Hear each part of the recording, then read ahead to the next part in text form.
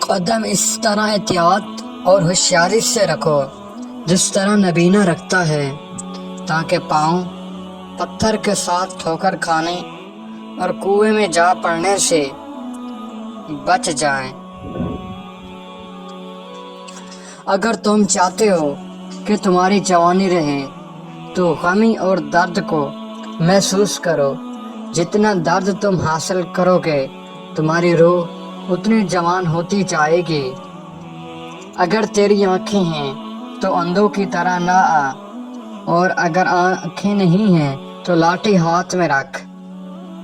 ہوشیاری یہ ہے کہ تم ہر صحبت سے بدگمان رہو تاکہ ہر صحبت سے گریز کرو۔ اس زمن میں برائی والی صحبت سے بھی بچ جاؤ۔ اپنی کمزوریوں کو چھپانا چاہتے ہو تو لوگوں پر اپنے جذبات ہرگز ظاہر مت کرو۔ وہ درخت کبھی پھلدار نہیں بن سکتا جس کا بیج اس کے چھلکے کو اترنے نہ دے۔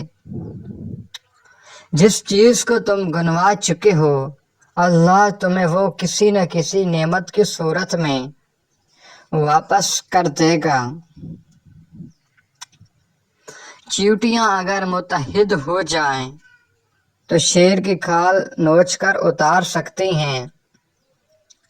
عشق کی راہ سے باہر نکلنے کے لیے خود کے نفس کو دھاگے کی طرح باریک کر لو۔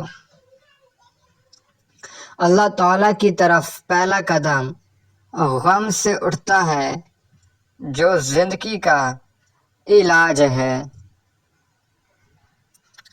ہمیشہ جوان رہنا چاہتے ہو تو دیسی غذا کا زیادہ سے زیادہ استعمال کرو۔